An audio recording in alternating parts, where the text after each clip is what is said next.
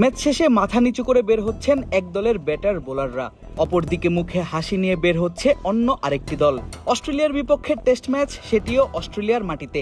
Match শুরুর আগে যদি বলা হতো বাংলাদেশ বের হবে হাসি মুখে আর অস্ট্রেলিয়ার বাঘা বাঘা সব প্লেয়ারদের মুখ থাকবে মলিন, তাহলে সেটা নিশ্চয়ই হেসেই উড়িয়ে দিতেন দর্শকরা। সেই অসম্ভব কাজটাই করে দেখালেন নাজমুল শান্তর দল। লিখলেন বাংলাদেশ ক্রিকেট ইতিহাসের সবথেকে গৌরবোজ্জ্বল অধ্যায়। 9 উইকেটের বড় পরাজয়। সাউথ এশিয়ার অন্য কোনো দেশ উইকেটের হিসেবে এত বড় ব্যবধানে হারাতে পারেনি অস্ট্রেলিয়াকে। সেই লজ্জা ঢাকতেই যেন মাথা নিচু করে মাঠ থেকে বের হলেন টেস্টে বর্তমানে নাম্বার 1 ব্যাটার ট্রাভিস হেড। প্রথম ইনিংসে 50 করা স্টিভেন স্মিথও মাঠ ছাড়লেন মন খারাপকে সঙ্গী করেই।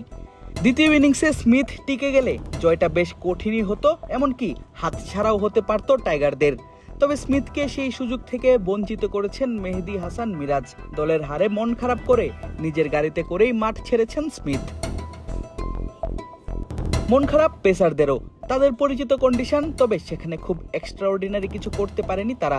জশ হেজেলউড প্রথম ইনিংসে 6 আর দ্বিতীয় ইনিংসে একমাত্র উইকেটটা শিকার করলেও তাতে লাভ হয়নি খুব একটা। ততক্ষণে বাংলাদেশের ব্যাটাররা স্কোরবোর্ডে তুলে ফেলেছিল জয়ের মতো রান। লাল বলে বিশ্বের অন্যতম বিধ্বংসী পেসার মিচেল স্টার্কেরও ছিল মন খারাপ। তবে অধিনায়ক প্যাট কামিন্সকে দেখা গেল সব থেকে বেশি চিল মুডে। বার্গার চিবুতে চিবুতেই ধরলেন টিম হোটেলের পথ।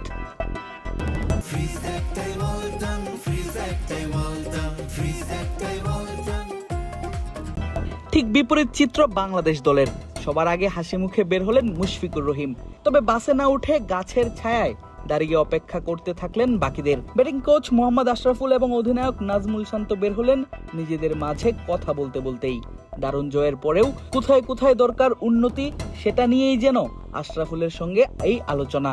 অজিদের সব থেকে ভালো যে চেনেন সাবেক এই ব্যাটারি।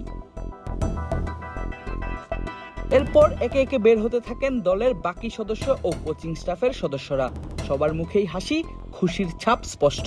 অবশ্য তা হবেই বা না কেন, যেই মাঠ থেকে বের হচ্ছেন টাইগাররা সেই মাঠেই যে কিছুক্ষণ আগে লেখা হয়েছে দেশের ক্রিকেট ইতিহাসের সবথেকে গৌরবোজ্জ্বল ইতিহাসটাই।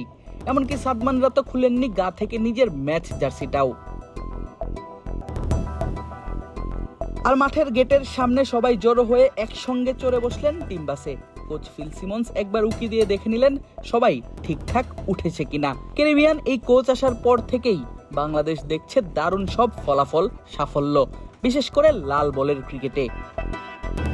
সবার শেষে মাঠ ছাড়লেন হাসান মাহমুদ। বল হাতে 9 উইকেট শিকার করেছেন 2 ইনিংসে, হয়েছেন ম্যান অফ দ্য ম্যাচ। সবার শুভেচ্ছা গ্রহণ করে হাসান উঠলেন বাসে।